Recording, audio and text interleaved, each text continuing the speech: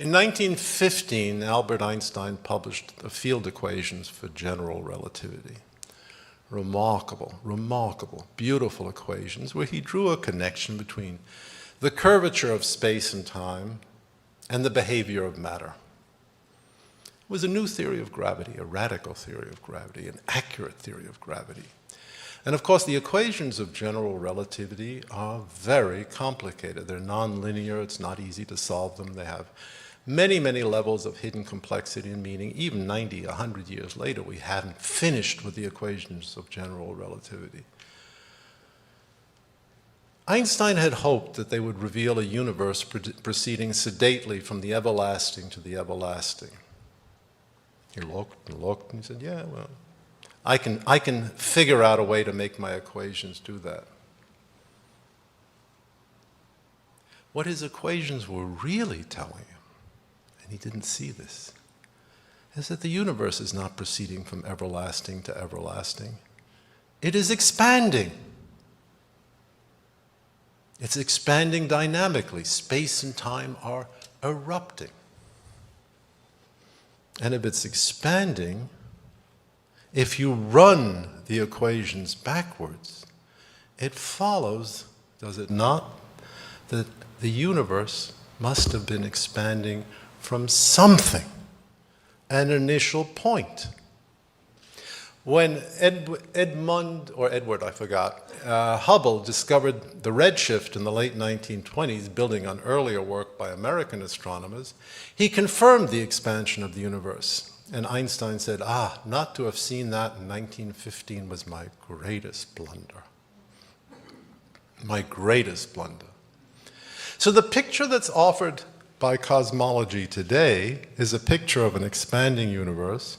The inference, almost irresistible, is that it is a universe expanding from an initial point when the universe was much smaller, much hotter, much denser, much more compact than it is today. A universe erupting out of nothingness 15 billion years ago, may I ask you, suggests just what as an ancillary text?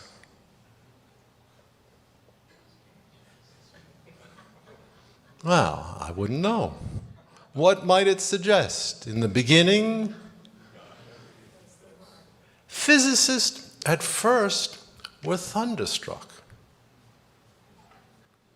Arnold Penzias was one of the discoverers of the microwave background radiation. He said, hey, I didn't need to study physics. It's all in the first 5 books of the Torah.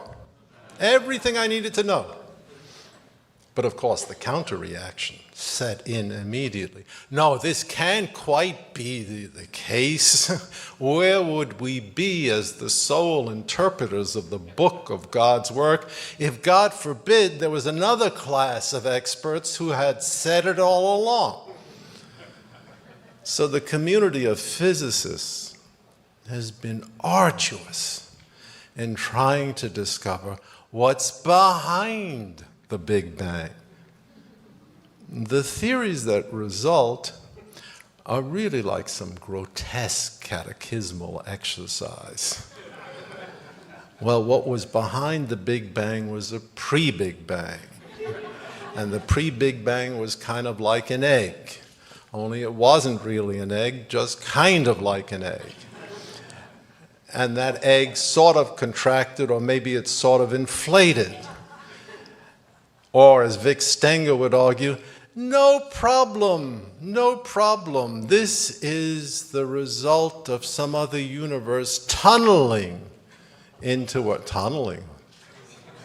Quantum mechanical tunneling. Or as Stephen Hawking would argue, look, if you look at things the right way, you don't have to go back. You change the whole number system, and instead of going back to a singular point, you reach something like a sack. All times are the same. It's called a Wick transformation in quantum mechanics, where it works perfectly. It's absolutely nonsense in terms of cosmology. Oh yeah, the Wick transformation does the job. What is so interesting about these exercises in speculative cosmology, is, of course, the fact that they're absurd. The facts, widely accepted by the cosmological community, are quite simple. 15 billion years ago, the universe erupted out of what seems to be nothing. The trouble with those facts is that sitting here, under the impression of the authority of the scientific community, we can't make any sense of them. It's incoherent. From nothing, nothing. What are we to say? We can't say in all good conscience what we might wish to say. Look, there's a biblical tradition. It says it perfectly clearly. In the beginning, God created the heaven. What more do you need? That's not sophisticated. That's not compelling. That cannot be expressed in the recondite language of mathematical physics, although it can be expressed in plain English and is expressed in plain English. These animadversions sit very ill with the community of professional cosmologists. They are made uneasy by it. We are made at ease by the same animadversions. This is another example, I think, where the scientific community has endeavored, with an enormous amount of energy, to say to the rest of us, and of course I count myself as a member of the scientific community, I'm trying to straddle the fence. Thou art weighed in the balances and found wanting. Each of these large, culturally significant attempts has had a tremendous influence on American society and also on European society.